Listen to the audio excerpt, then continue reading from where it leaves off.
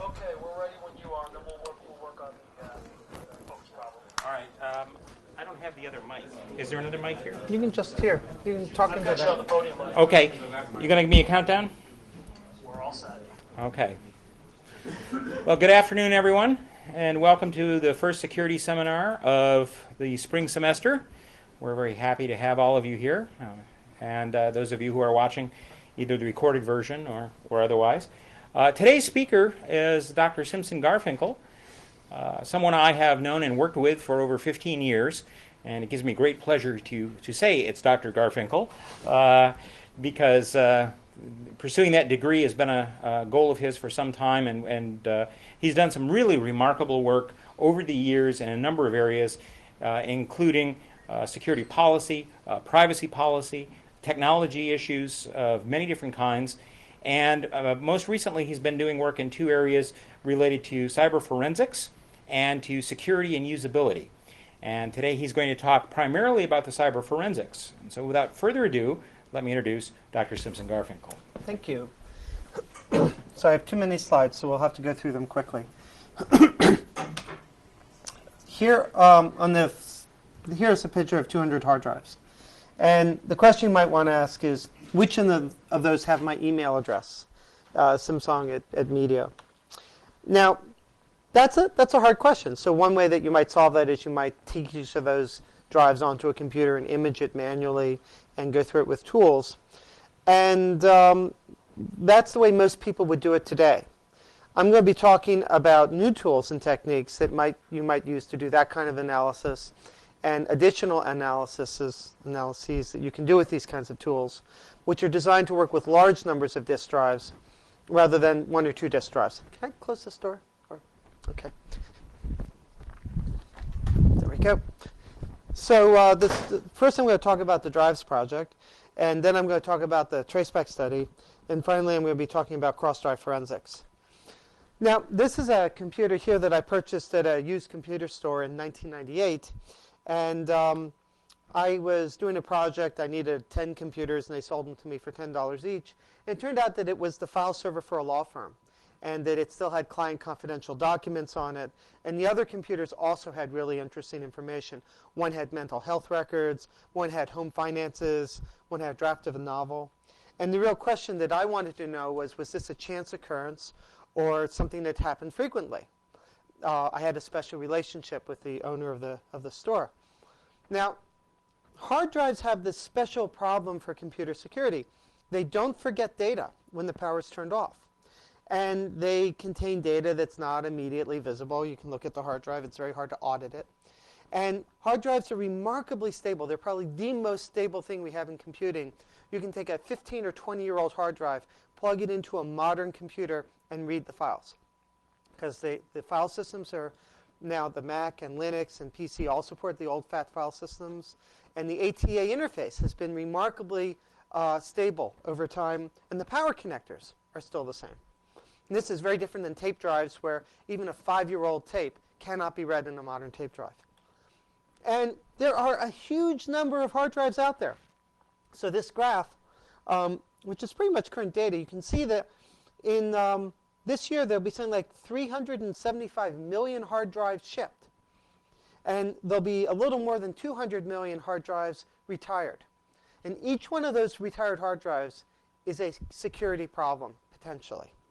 Now, if you physically destroy the hard drive, there's no problem. So this hard drive was punched with a machine that punches out the spindle. That's not good enough for classified data. This hard drive here was put in a blast furnace and melted and turned into ingots. That is good enough for classified data. It turns out that most of these retired hard drives are not physically destroyed. There's actually a lot of them that are sold on eBay. There's a large secondary market. Some of them are reused within an organization. They're given to charities. I found one charity that was collecting hard drives, actually whole computer systems from businesses in the Boston area, and sending them to India because they need computers in India. And I asked the people, well, how do you assure that the companies that give you these computers, that their data won't be compromised? And they say, oh, don't worry. We clean them off first. We install Linux on these computers. And I said, so you're not actually sanitizing them. You're simply giving the people who get them all the tools necessary to recover the confidential data that they might still have. Now, there have been roughly about a dozen cases of people who've bought used hard drives or used computers and have found very important records on them. And one of them, John Markoff, wrote in 1997 in the New York Times about this woman in Nevada. She bought a used PC, and it had 2,000 pharmacy records on it, prescription drugs, people in her community. And survey after survey says that Americans think that medical records are the most sensitive information that they have. And here, a pharmacy had sold basically a list of everybody who was depressed in the woman's hometown. None of those studies were really scientifically rigorous, so I decided to try to do something bigger. And so starting in 1998, I started buying used hard drives, and I'm up to about 1,000 of them right now. And what I do with these hard drives, they show up by UPS or USPS, and sometimes I buy them at used stores. And I have this machine where I image them. I copy the data that's on the hard drives onto a server. And this machine, you can see, can do 4 at a time. So I've been developing software that does this in a sort of production mode fashion. And then I compress the images and I store them. That right there is 900 gigabytes of storage, which is astounding if you think about it. I have basically 600 or 700 hard drive images stored on these 3 hard drives here. Now, I'm not looking at these exotic recovery techniques for data that's been written over once and you can recover this stuff that's there. You know, we hear about this secret technology and you have to rewrite multiple times. For the purposes of my research, if somebody just writes zeros over the disk, I can't get back the data. I'm just asking the disks to give me their data. And as an example, I'll show you disk number 70. So I purchased this disk for $5 from eBay from a Massachusetts retail store. And it had 541 megabytes of data, so it has 1 million sectors, because sectors are always 512 bytes long. And if you mount the disk, you see these 3 files, io.sys, ms-dos.sys, and command.com. And but if you look at the sectors, it's got 1 million sectors, and it's 989,000 of those sectors contain user data, contain data of some kind. So what happened to this hard drive? Does anybody know? Yeah. Not quite. Yeah. Right. They ran the DOS format command. Now, the DOS format command makes a promise. And that promise is, warning, all data on non-removable drive C will be lost. Proceed with format. Yes, no. And it lies. Now, you might want to do a class action lawsuit against Microsoft. And in fact, the fdisk command is another technique that people use to sanitize their hard drives. I bought some hard drives at a used store and asked them how they clear them out. They said, oh, we do better than format. We delete the partition with fdisk. Right? So the format command on that on this 10 gigabyte drive with 20 million sectors, the format command overwrites 21,000 sectors, or 0.1%. The fdisk command overwrites 2,000 sectors. All it's doing is rewriting the partition table. That's one sector. But it actually does some checks other places on the drive to make sure that it's actually working. These commands will complicate data recovery if you're trying to recover whole files, if the files were fragmented. But they will not erase the user data. Now, I took that drive number 70. I created a file called 70.img, an image of drive 70. I did that with the dd command. And then I ran the strings command on it. And strings looks for printable strings. And the first thing we see here is insert diskette for drive and press any key when ready. So that's a bootstrap loader. And then we see your program caused the divide by zero overflow error. That's an interrupt service routine for the divide by zero. And then we see this thing here, OEM string equals NCR14. Anybody know what that is? Graphics mode 640 by 7 by 480. This is part of the Windows registry. So it has things that it would print if it discovers this device. Then we have IBM Antivirus Trial Edition. So you could look at what version of Trial Edition antivirus it has and actually learn when this hard drive was sold originally as new equipment. And then we have these medical terms. Insulin, ammanantine, mannitol. So these are some medical terms that you won't even find online. You have to actually go to a medical dictionary. And I was able to determine that this hard drive came from a mail order pharmacy. And they had sold their hard drive and eventually had it ended up here. But the original owner was a mail order pharmacy. So back in 2003, Abhishalat and I published our first paper on this project, where we published the initial data findings of the first 150 drives that we analyzed. And we said, look at all the data we found. We found thousands of credit card numbers, financial records, trade secrets, nothing military that we were able to identify. But we didn't look for the cause of why the data was there. We had some hypotheses, but there was enough. But why don't we hear more stories about people finding data on used hard drives? There's about 1,000 used hard drives a day being sold on eBay. So that's only 350,000 a year or so. But why don't we hear more of these stories? So one reason might be that most of the hard drives being sold are properly cleared. And another hypothesis might be that these disclosures are so common that they're just not even newsworthy anymore. And I don't think that either of those are correct. I think the third one's correct, that most drives sold are not properly cleared, but most people don't notice the data that these drives contain. Now, why would that be the case? Well, if you think about a hard drive and data on the hard drive, it's arranged in sectors. And there's some sectors that are used for directories, and there's some sectors that are used for files. But basically, they're blocks that are allocated, that are reachable from the root directory. And then there are what I call these brown blocks. They have user data, but they're no longer reachable from the root directory. And then there are green blocks. These are blocks that are all 0. And so what you'd like is there to be no brown blocks. You'd like for there to only be white blocks and green blocks.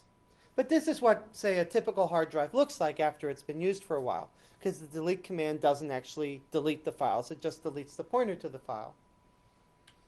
Now, you can take those and stack them up as a bar graph. And we're going to use this visualization for looking at a series of history that might happen to a hard drive, where you have the files, the deleted files, and the 0 files. When the disk comes new from the factory, all the blocks are 0. And then, if we format the drive, it puts some file system structures on it, but it's basically still 0. If we install an operating system, they're the temporary files that the operating system created during the installation. There's the operating system files, and it's still basically 0. Maybe we've used it for a year. We have more applications, operating systems, more deleted files, but still some blocks that have never been written. Now, if it's a student here at Purdue, you have a nice fast internet connection, and they fill it up with MP3s, and then it becomes time to get a new hard drive. So what they do is they format the drive, and they sell it. They give it to a friend. So clearly, if what's going on here is that people are just getting rid of their hard drives without even thinking about the problem, you're going to see a lot of drives where there's a lot of data that's recoverable, and a little bit of deleted data, and a little bit of green blocks. And that's what I call a training failure. People simply haven't even thought when they get rid of their drives that maybe the data is recoverable, maybe I should do something about it. But if you see a lot of brown data, then that's people tried to erase the drives before they disposed of them, and they failed because the tools lied to them. So what I did was I ran that experiment on the first 236 now hard drives. This is a slide from my PhD thesis. And I graphed them, each bar represents a different hard drive. And these are very small hard drives, and these are very big hard drives, up to 2 gigabytes. And the lines indicate that hard drives tend to be made at characteristic sizes. So this is like a 1.25 gig drive. Now, the drives that are green from the top to the bottom are the drives that were properly cleared before being sold. And the drives that are brown from top to the bottom are drives that were formatted, but were heavily used before being sold. And some drives you see are sort of a lot of white and then some red. And the story with those drives is that those drives were used and then somebody went through and deleted the user data files, but they left the application files. And they left the application files as, I guess, a present for the next owner of the drive. So if you look at this graph, you can see, there's a lot of structure here. Like there are all these drives here, they're all green. Those were all properly sanitized. Well, I can tell you that they all came from the same company. That company had a policy of when they sold their drives on the used market, they cleared them. But I bought one more drive from them, and it wasn't cleared. I bought it a year later after they were in financial difficulty. They weren't implementing their policy at that point. The company had changed hands, and they were in trouble. So here are the overall numbers. I bought 236 drives, of which 60 were DOA, dead on arrival. Didn't work. There were 176 drives image, of which 11 were zeroed, and 22 were clean formatted. They were zeroed, and then somebody had formatted the drive so that the future person, I guess, wouldn't complain that the drive didn't work because they didn't know how to format it.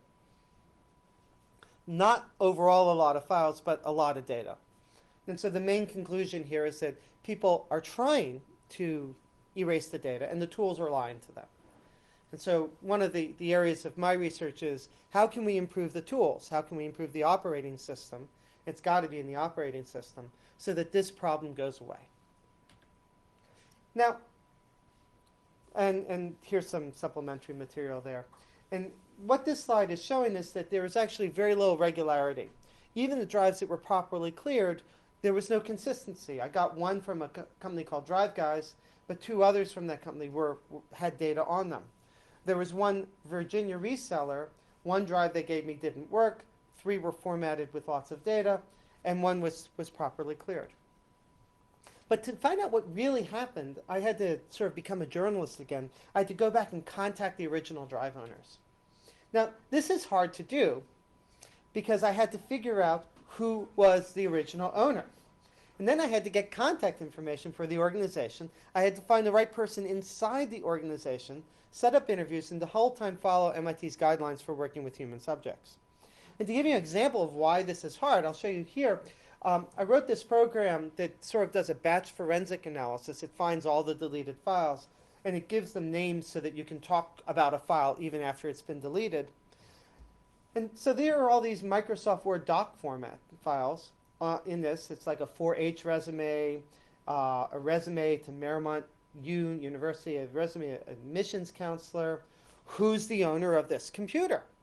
Every doc file is to and from a different person, right? So it turned out that this computer was a public machine at a university. And that was hard to figure out because all the information led to different people. So I ultimately contacted 20 organizations, and here they are on the map. A lot of them were from California. I think that's because I was largely buying computers after the dot-com crash, and so that's where a lot of crash companies were. The leading cause, once I interviewed people and found out like what had happened in the custody, was a betrayal of trust. The organization was aware of the problem, they had, or the individual was aware of the problem, and they had trusted somebody else to deal with it for them, and they were betrayed.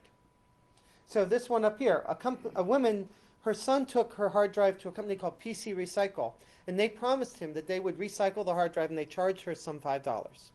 And they recycled the hard drive by putting it on a table. And then I came into that store, and I bought that hard drive from that table for $5, and the hard drive was recycled. And that hard drive had her last will and testament on it. It had a Microsoft Word file with all of her bank accounts, all their web-based passwords, all her investments. And she was very glad that I called her up, because at least I got it and not somebody else. An auto dealership, they had their computers upgraded, and the consultant sold the hard drives on eBay without even telling them that that's what he was doing. And they just assumed that they didn't even think about this problem. They had trusted the consultant to do the right thing. Now, another leading cause was, in fact, poor training and supervision. I found a hard drive that was from an ATM machine from a bank in Chicago. And that hard drive had been formatted. And I called up the bank. And they said, well, we had all of our ATMs upgraded, and we hired a company to do it.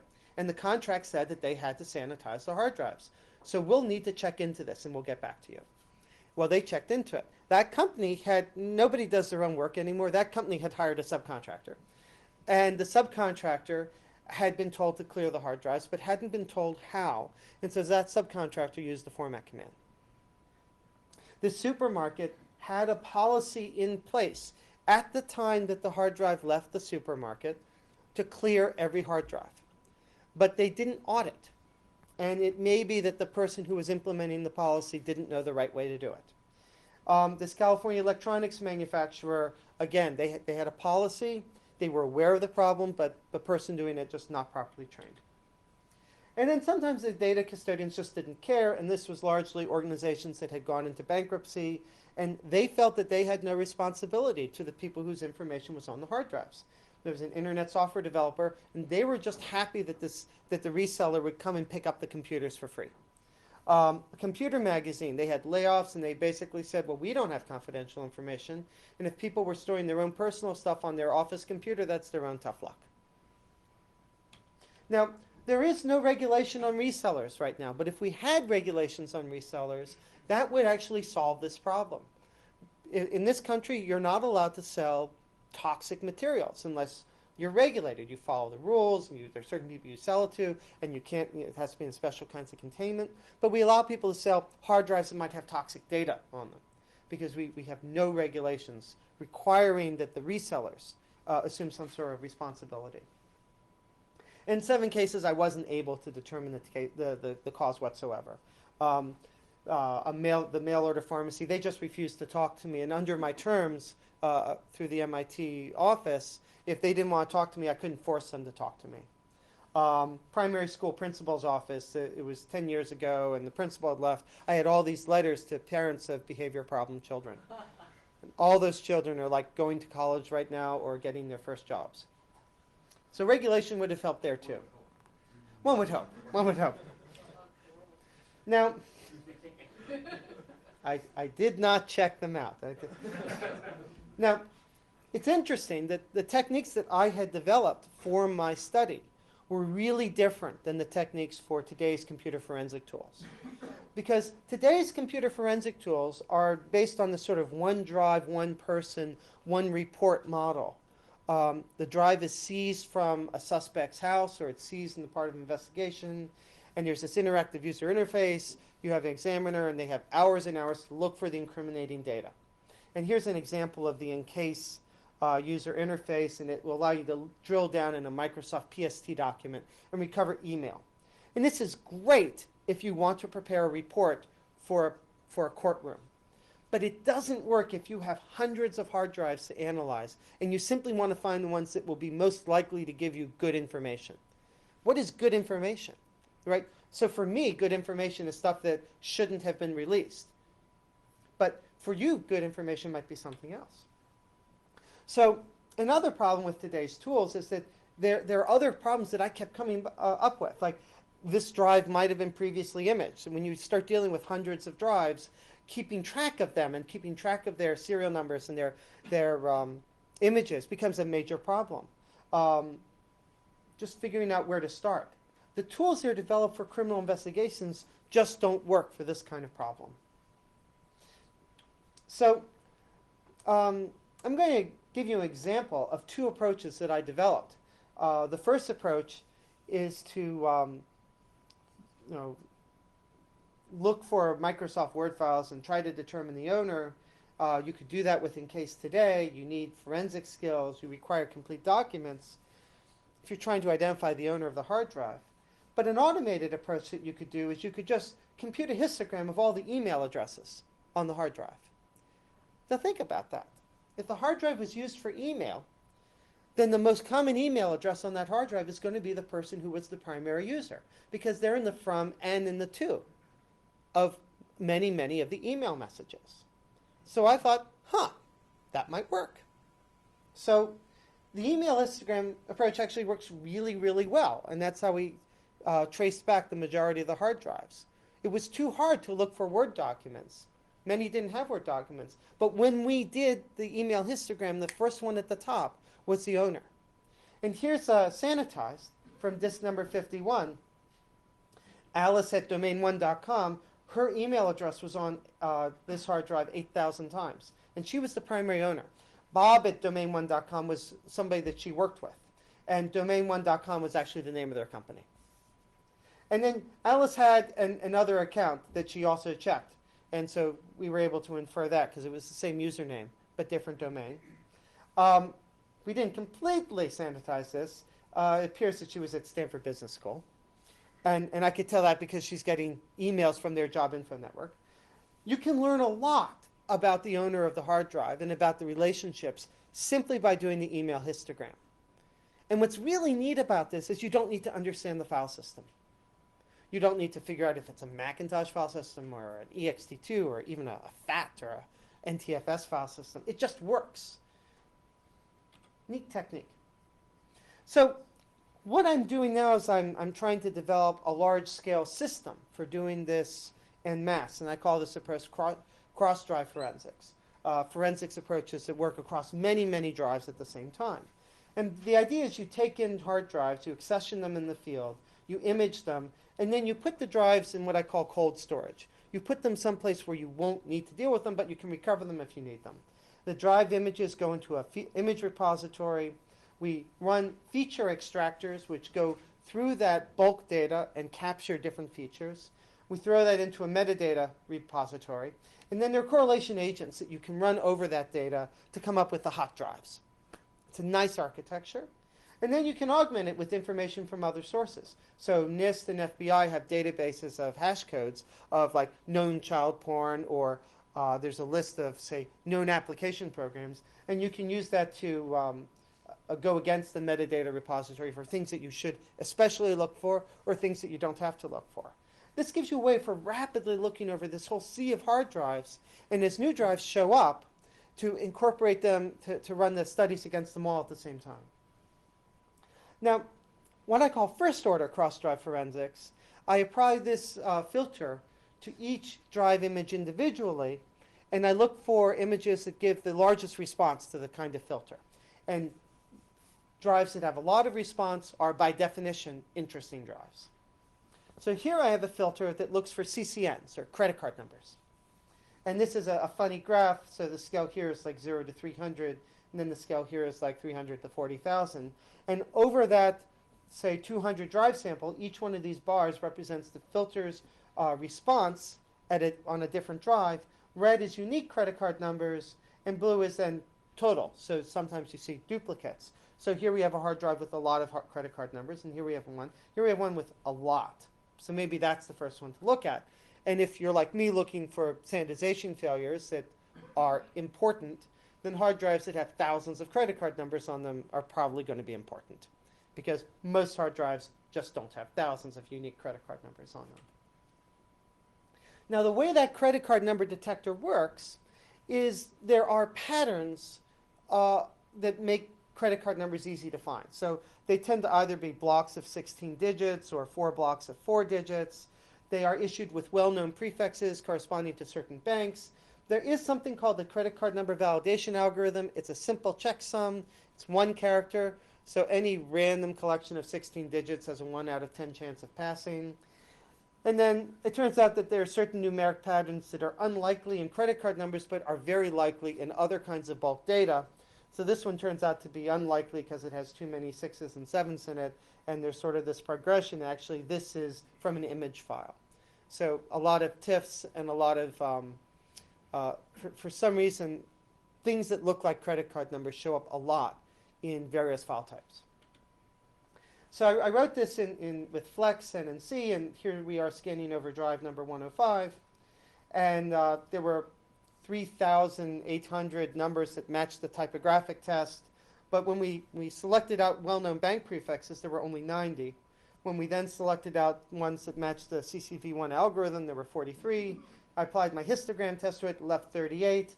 And then here is the example of those numbers in the data. Between the bars is what matched, and you can see, wow, those are credit card numbers. And then before it, actually, I didn't put in this. This is in the database. They actually tagged it with the name of the financial institution that issued the credit card. And here's the position within the file. And this is what I call my feature file. And this feature file is very useful for doing the correlations later. But you can also just sort of look at it and make a decision. Now, here's false positives. These numbers all pass the credit card number validation algorithm. They all have prefixes that could have been issued by banks. Before and after the dashes or the vertical bars are what's in the context. And you can see it doesn't really look like it was part of a real database. Those don't really look like real credit card numbers. So these are false positives. It's not a perfect algorithm. That's okay. So I ran the scan over the 2003 corpus of 178 image files. I found 47,000 credit card numbers, of which 15,000 were distinct. And here's the most popular credit card number. I found it 34 times on 30 drives. So that's not good. Like, why would you find that? So this is clearly a false positive. And you can see even the context is, this is the drive number, drive 6, 7, 8. The context is before and after the same. And so this could easily be from like a DLL that's part of the Windows operating system, maybe. Well, we could put it on a stop list. Say, okay, if we see it on all those drives, ignore it. Take it out of the analysis. So I do that and run the numbers again. And now the most credit card number, again, it looks like that. In fact, the context, it even looks like it has some C code after it, a printf performed. So this stop list approach, I don't think is a good approach. It's the obvious approach, but it's a pain because you have to construct this stop list. You have to maintain it. You have to tune it for different applications. It's just too much work. It's more work than I want to spend. So instead, what I just do is I hope that my credit card number detector is good. I manually tune it up. I try to, that's why the histogram test is there. It seemed like a good test. But then I just hope that the majority of the positives are going to be legitimate positives and that the false positives will be lost in the noise. And in fact, they were. So this drive here, 5,000 credit card numbers, of which 1,300 are unique. This drive here, 1,200 credit card numbers, of which 286 are unique. This one, 31,000 credit card numbers. So then, once I have these drives to look at, I can look at them with manual tools, like encase or strings or what have you. And I did that, and I found that this is that hard drive from the supermarket. This is a hard drive from a software vendor. They're selling software over the internet, collecting credit card numbers. This is from a medical center in Florida, 31,000 credit card numbers, and then elsewhere, diagnostic codes, and elsewhere, billing units within the medical center. This drive did not have a file system on it. The drive was an Oracle raw data drive. So if you had gone into that hard drive with a tool like encase would not have been able to identify a file system, and all it would have been able to do is do string searches. And yet, that's one of the most interesting hard drives in my entire collection. So the second order analysis actually does correlations between multiple drives. It says, okay, can we find drives that have something to do with each other? And I was sitting at MIT with a friend, and I said to him, I wonder if any of our hard drives have credit card numbers in them in common with other hard drives. I wonder what that would mean. Well, so I built some technology, and I ran the study, and then I had to figure out how to visualize it. And this is the visualization. So this is the first drive, and this is the second drive. And the peaks are the number of credit card numbers that they have in common. And so all this noise down here, these are all the false matches from like the false positives. Every drive that had that thing that looked like a credit card number that made its way through. But this one here, that's 25 numbers in common. This is 13 numbers. This is 13 numbers. Let's look at them. Well, it turns out that these are from the same medical center. And what that medical center had done is that one drive is that Oracle data drive. Another drive was a drive that had a Unix file system on it, and it had source code on it, and it was their development drive. And they had taken live data from their production system and used it on their development system to do testing. And I found that automatically. Here, these are two drives from that same car dealership, the one I mentioned earlier. Now, the algorithm didn't know that they came from the same reseller on eBay. It found that out. Now, of course, there were other drives that I bought from the car dealership, it turns out, that did not correlate. So I'm getting lots of false negatives. I'm not finding all the correlated drives. On the other hand, I'm only doing the correlation with one thing here, credit card numbers. And I could correlate with other pieces of information. I could correlate with email addresses. I could just do the MD5 of every block and treat that as something to correlate on. And these came from the same community college. Now, I've written a paper on this, and it's in submission. And what's very interesting here is that these are actual real credit card numbers.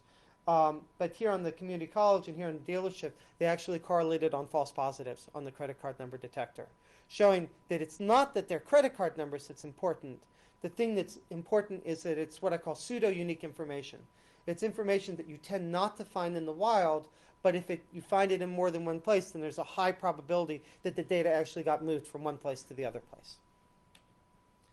So other things that you can use, as I said, you can use message IDs. Now that's very interesting. Those are supposed to be unique per email message, so you can find out if two hard drives touch the same email message. Maybe because one person was sending mail to another person, or maybe because they were both on the same mailing list, or who knows. And as I said, MD5s have disk sectors. So what can you do with this? Well, you could identify social networks. You could test for inclusion in existing network. We have this drive from a suspect. Who else does that person communicate with? Or you could look for the dissemination of information. We have this PDF. Maybe it's a PDF of a manual. Maybe it's like that Al-Qaeda training manual. And we can take that PDF, break it up into each block, calculate the MD5 of each block of that file, and see who had those blocks on their hard drives. Even if they deleted the file and it was partially overwritten, as long as there are some remaining blocks. An interesting fact of today's file systems is that they always block align large files. So small files might not get block aligned because of the way these high-performance file systems work, but any file larger than 4K always gets block aligned. And so the 15th or 20th sector in that file will almost always be a unique disk sector. And if we calculate the MD5 of every disk sector on the disk, we'll find it. So this is pretty cool. And I talked about that. So reactions to this research. After the first paper was published, there was legislation that was introduced in July 2003, the Fair and Accurate Credit Transactions Act. And surprise, surprise, they put a requirement in it that companies getting rid of hard drives had to be sure that consumer records were removed. And I feel responsible for that, so I'm really happy. And if you go through the congressional testimony, it does seem that a lot of the news coverage that we had in January 2003 was responsible for that being put in. Another reaction was the secure empty trash feature in macOS 10.3. And I interviewed the people in Apple's security group, and they actually added the secure empty trash because of the paper that was published in 2003. And that's really nice. It's nice when you can have an impact on a company with research that you do. Unfortunately, they didn't do a very good job implementing secure empty trash. It's implemented inconsistently. They implemented on the Finder menu, but not on the control menu for the trash can. It's really not even clear what secure empty trash means unless you're sort of up on this stuff. And once you're secure emptying trash, you can't use the trash can. It's a very slow process. It doesn't happen in the background. But the worst part about it is you can't change your mind. If you accidentally empty the trash, and then you say, oh no, I should have secure emptied trash, it's too late because the files are deleted. What the secure empty trash does is it overwrites each file, and it does it at the user level. It doesn't even do it within the file system. So there may even be an interaction with the journaling file systems that the Mac uses. And I just don't know right now, but I'm doing some research on that. Now, macOS 10.4, they said, oh, well, we'll deal with that problem. It's as if they're reading my presentations and fixing their operating system. They added this button to the disk utility. It says erase free space. And what that does is it makes one big file. And the hope is that that one big file will take over every disk sector that hasn't been allocated to a file and will go into the one big file. And in this way, maybe you'll overwrite all the deleted files. So that's how you recover from accidentally deleting. But I'm not sure that the one big file approach works, and I'm actually doing some experiments on that right now. It seems to work well in most cases, but it does seem to leave some data behind. Of course, another thing people say is, oh, well, just use an encrypted file system. And in fact, macOS has a very easy-to-use encrypted file system. But the problem is that this encrypts all the files. And if the computer is left unattended, if it's like a public access kiosk, the file, it's still going to encrypt and decrypt the files. So you actually can apply the forensic tools to the encrypted file system. It just has to be mounted. And as long as it's mounted, it doesn't matter that it's an encrypted file system. Now, I believe that what we really need to do is to change the semantics of the delete command. So delete's never really been well defined. It sort of means that if an object is deleted, you can't find it with the old name that it used to have. But I believe that delete should have the semantics that the data is overwritten, so it cannot be recovered. And we've seen these problems in Word files and PDF files. We see in many, many cases that improperly implemented delete has resulted in data being leaked out. And so if I was going to have an agenda for what to do, it would be to fix the format command so it actually erases the disk, to make empty trash actually overwrite data, to make just delete when you delete a file, to have it be properly overwritten, to integrate this functionality into web browsers, word processors, operating systems. Like you have an option in many web browsers to erase the history file, but the history, it just unlinks it. It doesn't actually overwrite it. And then there are some usability feature problems that come up because of clean delete. So if you're going to have a clean delete or a complete delete feature, you then need to have other systems for providing people with better backups. Right now, forensic recovery is used sometimes for backups, but not all the time. It is a safety net for some people, and I believe that we should actually have better safety nets that have more have properties that we can clearly articulate and actually set policy with. Now, I'm also trying to see if my techniques will work if I scale up. So I've done the techniques with the 200 drive corpus and the 250 drive corpus, and I'm now expanding to a 2,500 drive corpus. So I'm up to 1,000, and hopefully I'll be there by June. And there are these other approaches I'm looking for doing the cross-drive forensics. A lot of the tools that I've been developing for this work are generally useful, and I have released them all as open source. So if you go to afflib.org, you can actually download my drive imaging tools. And at some point, I hope to have a web-based database of hash codes that people can look up and give information. And then there's this real question about sort of the economics and societies questions. Like, who is buying these used hard drives? When I buy used hard drives on eBay, I actually lose most of the auctions. So I'm competing against other people. Who are they? And why are they doing this? There's a high failure rate, right? Something like 1/3 of my drives are DOA. So I'd like to know more about these organizations that are also buying used hard drives, and I intend to find out.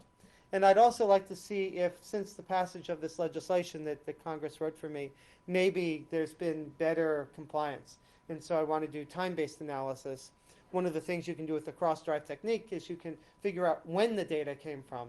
And so I want to graph sanitization practices over time. But to do that, I need more data. And so I'm collecting a lot more data. It's hard to collect this data.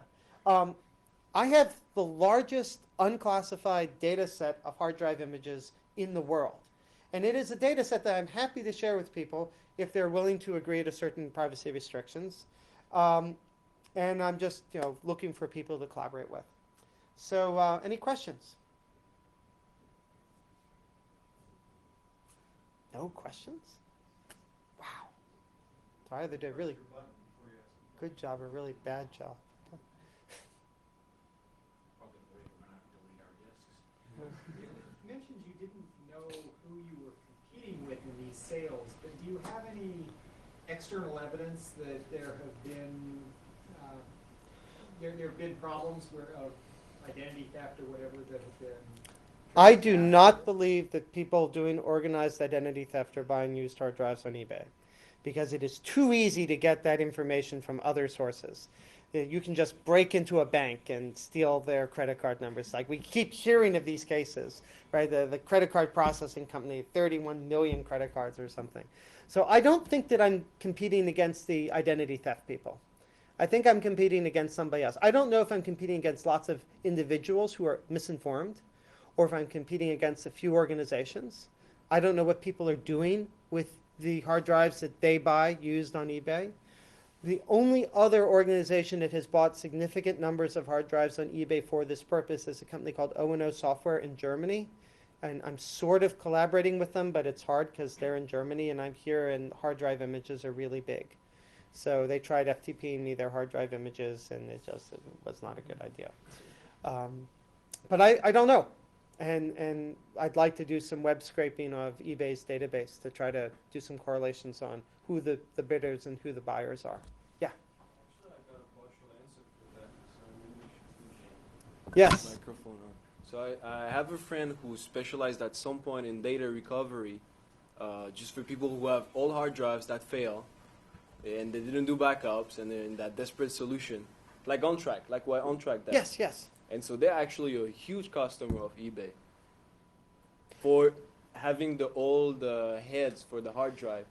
So that is, this is, there's a theory here that you can buy old hard drives to, do you know for a fact that OnTrack is a big customer? I don't know for a fact for OnTrack, but for the French company he worked at, I know it for a fact. So Because he was the buyer for the company. So one of the problems is that there are so many different hard drives. I'm periodically contacted by people who want to know if I have a particular model number so they can get the circuit board. And that's what's called drive-independent data recovery, or changing the head assemblies. This technique doesn't work very well anymore. And it doesn't work. There's a paper, if you go to the forensics wiki, forensicswiki.org, there's a paper that talks about drive-independent data recovery. And the reason it doesn't work is that modern hard drives are really well matched between the head and the media and the storage capacity. When they're created, they figure out how much disk space they're going to have based on how good those particular heads are and how good that media is. And they basically decide whether they're going to be a 40 gig drive or a 60 gig drive. And they format accordingly, and they use coding accordingly. So you can't do the replacement operation anymore because it won't be properly matched. It works on old drives, doesn't work on modern drives. Yes? You discussed the wrong way to format a drive using the deceptive commands. Yes. And I'm familiar with one correct way, and that's a low-level format, but that takes a very long time. So the whole in my question of experience. low-level format, that's a very early 90s term. How about zeroing the drive? Let's Right. use that term. So zeroing the drive is great. You start at the beginning of drive, and you write dev 0 to the end of the drive. And it takes somewhere between 10 minutes and 30 minutes. And it's Okay. great. That's not Now, too bad. Peter Gutman has this paper that is heavily cited saying you need to do 35 passes. And that's misciting the paper. So he says that you never need to do 35 passes because that's for all the different versions of drives. And the postscript on the paper says that for modern hard drives, he believes that just 2 passes of random data is completely sufficient. Coding has gotten up so high that we believe that data cannot be recovered after 2 passes of random data. And I believe that for any technology that is accessible to most people, that a single pass of zeros is sufficient. I've never seen otherwise. And I'd very much love to see some open, unclassified research that shows that you can recover data that's been overwritten once on a modern hard drive. It's clear you can do it on a circa 1985 floppy disk. But modern hard drives are much better than 1985 floppy disks. And we just don't know. But for the adversaries that I'm considering, zeros are fine. Zeros are actually better than random data because you can audit a drive filled with zeros and know that it's filled with zeros. But if you audit a drive that's filled with random data, it's really hard to know if it's random or if it's encrypted. It could just be that somebody encrypted all the data on the hard drive with a key that they know and you don't. So you still have that problem. So this says 5:21. What time do we have to vacate the room? There is a class coming in the next 10 minutes. Okay, so we have 4 and 5 minutes. Any other questions? No? Wow. Thank you, Well, thank you.